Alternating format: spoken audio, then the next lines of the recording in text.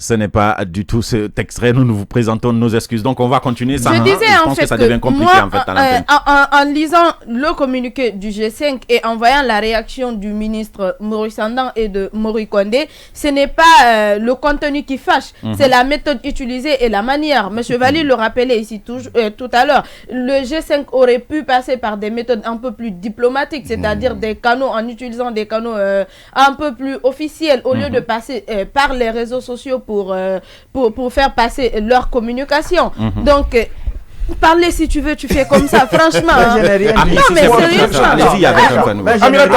Allez-y, quelqu'un. Quand le droit de l'homme est touché, il n'y a pas de canaux diplomatiques pour dénoncer le droit de l'homme. Il y a eu mort d'homme, 5 personnes. Il y a eu abus sur mineurs. Il y a eu recours à la force. Moi, je ne pense pas qu'il faut passer par des canaux diplomatiques. Quand tu parles d'abus sur mineurs, tu fais allusion à quoi? Nous sommes dans une institution. Non, mais quand tu parles d'abus sur mineurs, tu fais allusion à quoi, par exemple? Peu importe maintenant, mais quand même, c'est des faits. Il faut faire attention à ce qu'on dit. Abus sur mineurs, tu parles de quoi? Qu'est-ce qui a fâché ou bien pourquoi le contenu de la déclaration des G5 fâche un peu le truc? C'est quoi le contenu? Le contenu, c'est qu'il y a eu des faits qui ont été remarqués et on reproche. On est d'accord que le contenu est constaté. Les simples ONG en République de Guinée aurait fait le même constat en fait. Exactement, ils sont mais dans leur ce qui n'a rôle. pas plus, c'est justement le fait de publier le communiqué sur Facebook en réalité. Non, mais le ministre Moïse aujourd'hui Facebook. On va laisser Odilon aller moi, mais d'après on revient s'il te plaît. Il faut signaler que lorsque les représentations diplomatiques sont présentes dans un État, ils sont investis de plusieurs missions, au-delà même de la représentation de leur État. Est-ce que vous comprenez un peu? Parmi les missions, il est question de s'informer sur les événements, par des moyens licites d'ailleurs, sur les événements qui se passent dans l'État dans lequel ces représentants diplomatiques ont été accrédités. C'est le cas d'ailleurs à travers les événements de la manif du 28 juillet dernier. Maintenant, sur le communiqué du G5, ma foi, il n'y a pas de problème. Les éléments qui sont évoqués sont réels. Que ce soit eux ou toute autre organisation, ils auraient pu être évoqués. Mais c'est la manière, la démarche qui est utilisée. Valli le rappelait tout de suite là, le moyen de communication. Je rappelle que dans le monde diplomatique, il y a une voie de communication qu'on appelle la note verbale. Le G5 aurait pu adresser une note verbale au ministre des Affaires étrangères dans laquelle ils auraient pu faire leur Le 5 septembre, il y a une note verbale? Non, la prise du pouvoir. Non, attention. Non, il faut arrêter de comparer les choses. Le coup d'État, il faut une note verbale pour un coup d'État. On y va, Odilon, s'il te plaît. S'il te plaît, est-ce qu'on peut lui remercier son analyse? Allez-y, je parle bien de ce que la diplomatie retient. Le G5 est un groupe de diplomates accrédités en Guinée.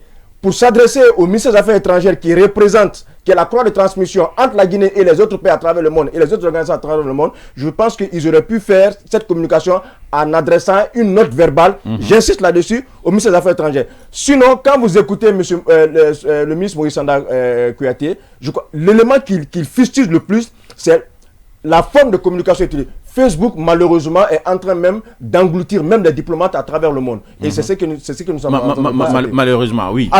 Alors, il y a une précision à apporter. C'est plus le fait que Maurice Sanda ait envie de montrer que la Guinée est un pays souverain parce qu'il dit on ne donne pas des ordres à un pays souverain.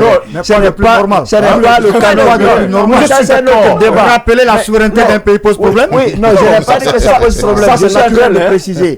Je dis qu'il s'est plutôt offusqué du fait que le G5 ait donné ce qu'il considère une injonction à la Guinée. Et il trouve que ça n'avait pas lieu d'être, surtout que ce gouvernement a montré qu'il est capable de diligenter des enquêtes et arrêter des fauteurs de troubles, quel que soit le bord dans lequel il se trouve. Maintenant, ce que je veux dire, c'est que ce communiqué se retrouve sur Facebook. Je ne vois pas où est le problème aujourd'hui. Nous sommes à l'ère du numérique. Aujourd'hui, toutes les structures, toutes les organisations, tous les départements ministériels en République de Guinée ici ont une page Facebook. Tout de suite, si on te dit que Maurice Sanda a fait un communiqué que tu ne retrouves pas dans la presse, tu vas où? Tu vas sur la page. Ça veut dire qu'il faut transcender les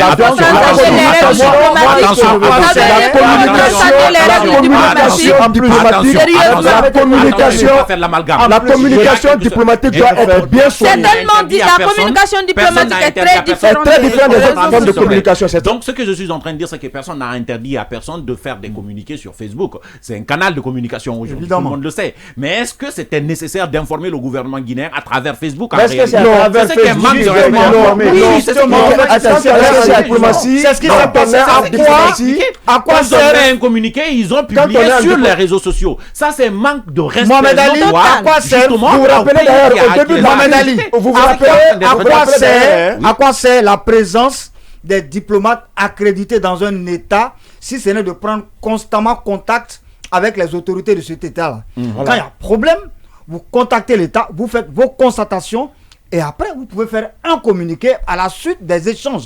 Je pense que c'est ce qui aurait été plus normal. Voilà. Ce qui a passé de 57 minutes, vous nous suivez depuis 5h30, on est ensemble jusqu'à 8h, jusqu'au bord de 8h. Mesdames et messieurs, merci encore de votre fidélité. Si c'est maintenant que vous venez de vous réveiller, vous êtes chez les polémistes, l'émission continue juste après la grande pause. Mais je rappelle que vous pouvez nous contacter dans cette émission via notre numéro de téléphone, le 660 93 34, 660 93 34. Vous nous écrivez là et puis vous laissez vos réactions, nous on les relaie, sinon déjà vous êtes très nombreux sur la page Facebook, donc vous nous écrivez là aussi vos réactions et là aussi on relaie à partir de nos canaux sur les réseaux sociaux. Merci de